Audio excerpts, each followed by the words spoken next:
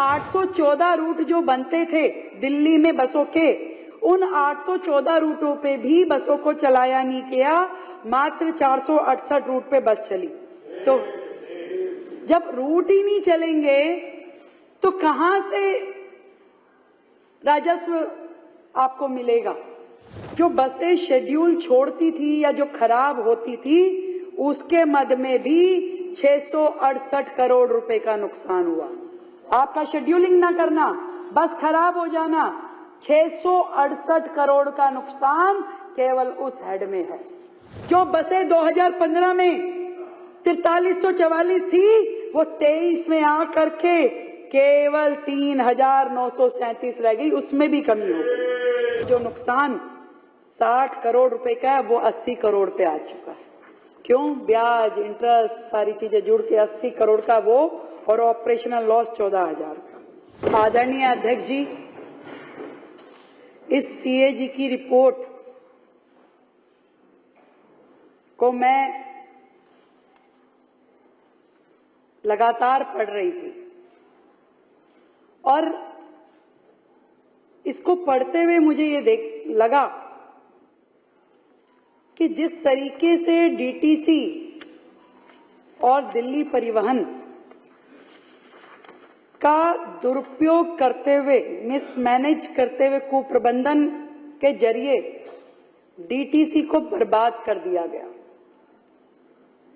एक ऐसी एजेंसी, दिल्ली सरकार का एक ऐसा मद जो ना केवल दिल्ली की जरूरतों को पूरा कर सकता था, बल्कि प्रॉफिट मेकिंग भी हो सकता था, ये एक आय का भी साधन हो सकता था, उसको आप इस तरीके से ले गए कि जिसमें केवल नुकसान ही नुकसान है।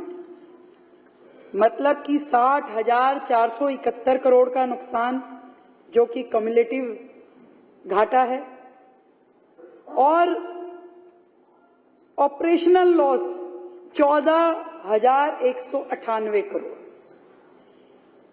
कितनी बुरी स्थिति में डीटीसी को ला दिया गया। और लाए कैसे? क्योंकि कोई सुपरविजन नहीं था, काम करने की मंशा नहीं थी, केवल एडवर्टीजमेंट पे सरकार का ध्यान था। मतलब 814 रूट जो बनते थे दिल्ली में बसों के, उन 814 रूटों पे भी बसों को चलाया नहीं गया, मात्र 468 रूट पे बस चली। तो जब रूट ही नहीं चलेंगे तो कहां से राजस्व आपको मिलेगा? जब रूट ही नहीं चलेंगे तो ना जनता को सुविधा मिली, ना आपका टिकट बटी, ना उसमें आप काम कर पाए। और ऊपर से जो बसें शेड्यूल छोड़ती थी या जो खराब होती थी, उसके मद में भी 668 करोड़ रुपए का नुकसान हुआ। आपका शेड्यूलिंग ना करना, बस खराब हो जाना, 668 करोड़ का नुकसान केवल उस हेड में है। नुकसान ही नुकसान। केंद्र से पैसे मिले 233 करोड़ रुपए की बसें खरीद लीजिए भाई, वो तक भी खर्च नहीं किए गए। वो 233 करोड़ रुपए वो खराब हो गए, अनयूटिलाइज्ड हो गए। कहां ध्यान था इन लोगों का? आज भी देखिए, यहां पे बैठ के वैसे चिल्लाते हैं, पर आज जब सीएजी पे डिस्कशन होना है तो इनमें दम नहीं है कि अपनी कमियां सुन सकें। दूसरे के ऊपर उंगली उठाने की इनको आदत हो गई है। कोई भी मुद्दा हो ना हो, ये तो वो हाल हो गया कि आटा गूंथते हुए हिल क्यों रहे हो, ये कब होगा, ये कब होगा, ये कब होगा। क्यों भाई? काम नहीं तो उसमें से पूरा निकालना है, पर अपनी सुनने की औकात नहीं है, अपनी सुनने की हिम्मत नहीं है कि आपने दिल्ली सरकार को किस हाल पे छोड़ दिया। जो बसें 2015 में 4344 थी, वो 23 में आकर के केवल 3937 रह गई, उसमें भी कमी हो गई, उसमें भी कमी हो गई। क्या स्थिति है? नुकसान ही नुकसान हर चीज में। और वो जो नुकसान 60 करोड़ रुपए का है, वो 80 करोड़ पे आ चुका है। क्यों? ब्याज, इंटरेस्ट, सारी चीजें जुड़ के 80 करोड़ का वो, और ऑपरेशनल लॉस 14,000 का। मतलब सुप्रीम कोर्ट ने 2007 में कहा दिल्ली में 11,000 बसेस होनी चाहिए। 2007 में 11,000 बसें बोली, परंतु बसें कितनी 2023 तक 3,937, केवल इतनी। इनकी ओर से और बसेस आए, उनकी खरीद हो, जनता को दी जाए, मतलब नहीं। जो है उनका भी मिसयूज, रूट पे नहीं ले जाना, यहाँ घुमा दो वहां घुमा दो, और फिर वो टिकटिंग में जो वो केजरीवाल जी ने कहा कि भाई बेचारी महिला को टिकट नहीं मिल रही, महिलाओं को तो मिल रही है पर उनका शेयर उनको नहीं मिल रहा, इसलिए उनको तकलीफ हो रही है कि अब भारतीय जनता पार्टी की सरकार आ गई, अब क्या करें। परंतु एक छोटी सी कहानी सुनाती हूँ अध्यक्ष जी। एक गांव में एक दुकानदार के यहाँ चोरी हो गई, बहुत सामान, राशन की दुकान थी, बहुत चोरी हो गई। उसके लिए तो गरीब आदमी है, वो चोरी भी बड़ी चोरी थी। उसने थाने में रिपोर्ट लिखाई। थाने की पुलिस वो पंजाब सरकार की पुलिस जैसी थी। वो आई बाद में, 2 ठुल्ले इधर 2 ठुल्ले उधर ऐसे करके पूरा चारों तरफ खड़ी हो गई, और वो बोरी थी बादाम की। तो पुलिस वाले आए और कह रहे हाँ भाई क्या हुआ है, जरा सूची बताओ, क्या क्या चोरी हुआ है लिखवाओ।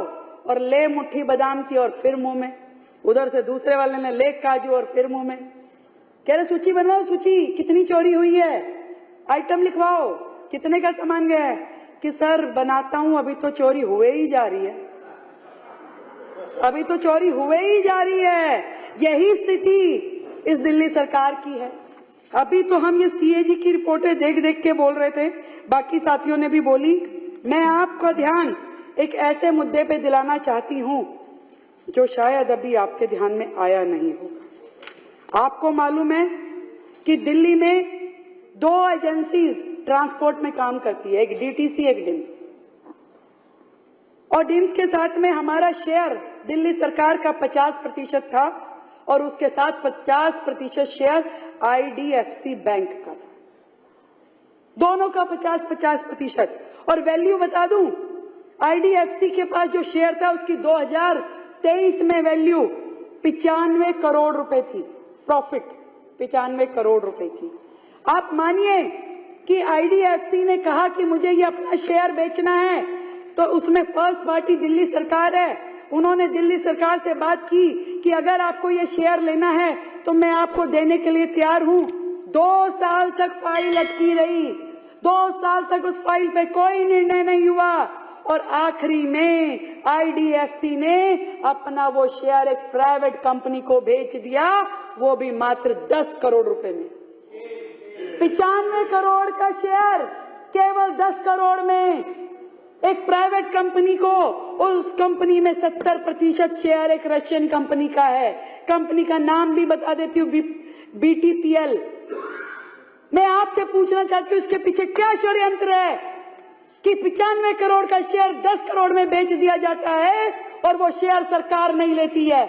चाहते तो 10 करोड़ ये वैल्यू नहीं थी। आज हमारे कॉर्पोरेशन में, हमारी डीटीसी में प्राइवेट आदमी का शेयर हो गया, वो भी 50% का, और उस पे और धांधली जी समझ लीजिए, यदि ये 50% का शेयर 10 करोड़ में बेचा गया है तो आज पूरी डीटीसी की वैल्यू 20 करोड़ पे आ गई है।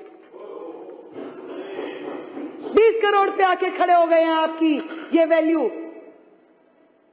ये क्या है, ये क्या घोटाला है, ये क्यों ऐसा किया गया है। ये 10% 10 करोड़ में दिया गया शेयर ये कौन सी कंपनी का है और उनके कौन से रिश्तेदार का है, जिन्होंने जानबूझ के 95 करोड़ का 10 करोड़ में भरपा करके हुए अपना शेयर बेच दिया। सरकार ने क्यों नहीं खरीदा? क्या उसके पास 10 करोड़ रुपए नहीं थे कि ये 10 करोड़ रुपए दे करके पूरी डीटीसी को अपने अंदर रखना? अपने कैसे वो प्राइवेट किसी कंपनी को अलाउ कर सकते थे?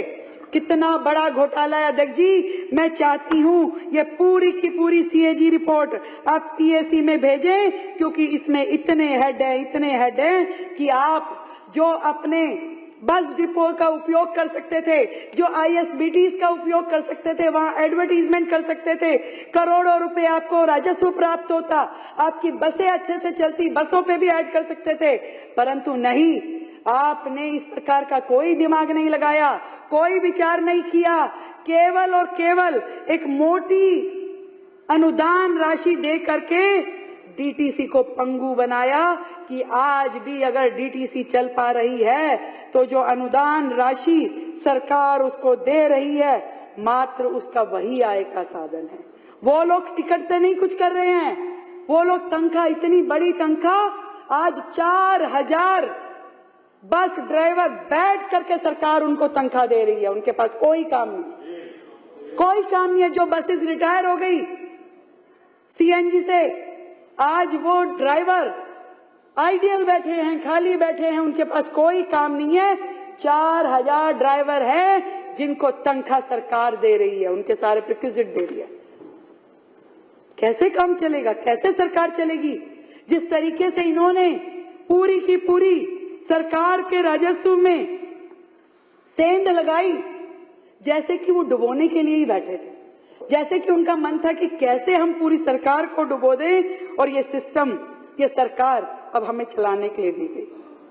ये रूट की बात मैंने बताई, राजस्व की बात मैंने बताई, कर्मचारियों की जो हालात है वो मैंने बताई, पूरा कर्जे में डूबा हुआ डीटीसी, और आज भी इनकी बसेस में किसी प्रकार का कोई जीपीएस, कोई इनकी सुपरविजन, इस तरह का कोई सिस्टम नहीं है। अध्यक्ष, डीटीसी की जो हालत हो गई है, इसको देखते हुए और जो कोर्ट के दिशा निर्देश है उसको देखते हुए मैं इतनी बात कह सकती हूं कि इसको पूरी तरीके से रिवाइव करने की जरूरत है।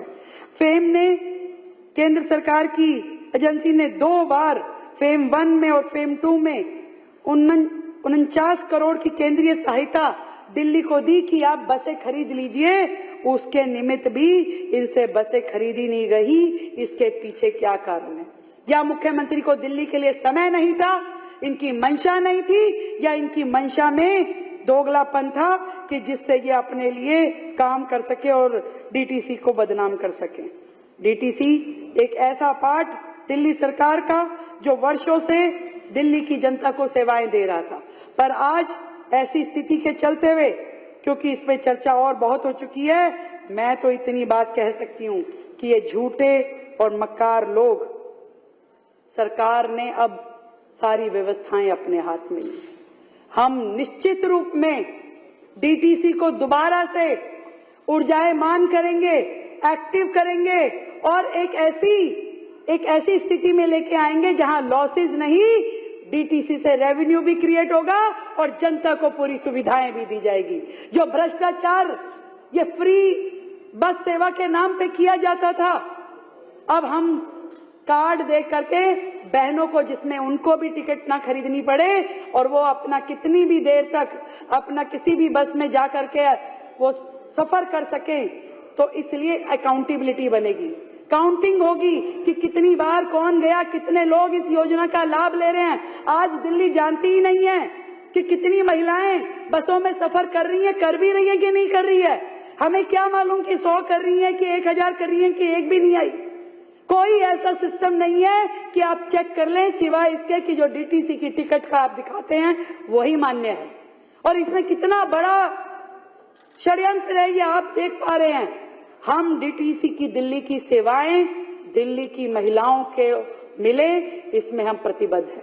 नए बस शेल्टर बने, नए बस डिपो बने, इलेक्ट्रॉनिक व्हीकल आए और उन व्हीकल्स के लिए पूरे चार्जिंग स्टेशन हों, और जितने आईएसबीटी दिल्ली में हैं, हर एक आईएसबीटी के लिए उसको आधुनिक रूप में मल्टी स्टोरी कमर्शियल कॉम्प्लेक्स के जैसे डेवलप करने का दिल्ली सरकार का प्लान है। जितने भी काम, हम एक भी एजेंसी को गर्त में पड़े हुए नहीं देख सकते, कर्ज में डूबे हुए नहीं देख सकते। उसी में से साधन निकलेंगे कि जनता के साथ जो हमारी कमिटमेंट है वो भी पूरी हो और जो हमारी व्यवस्थाएं हैं वो भी सुदृढ़ हो। आज है नहीं विपक्ष, अब किसको सुनाएं, पर जहां हो मुझे पता है उनके लोग सुन ही रहे होंगे, क्योंकि इसी में से तो निकालना है उन्होंने। तो उनके लिए कहना चाहती हूं, आतिशी जी अपने कमरे में बैठ के आप सुन रही होंगी, मुझे सुन लीजिए। सच्चाई सफलता का द्वार होती है, सच्चाई सफलता का द्वार होती है, हर झूठ के सर पे कटार होती है, हर झूठ के सर पे कटार होती है। और संसार का इतिहास स्वयं है साक्षी कि अन्याय की आखिरी में हार होती है, अन्याय की आखिरी में हार होती है। अध्यक्ष जी, इस डीटीसी में जो घोटाले इनके द्वारा किए गए, इतने बड़े लॉस में डीटीसी आई, सरकार कर्जे में डूब गई। इसके कारण से हम चाहते हैं कि सीएजी को आप पीएसी में भेजें ताकि इन सब पे कानूनी कार्रवाई हो। बहुत बहुत धन्यवाद।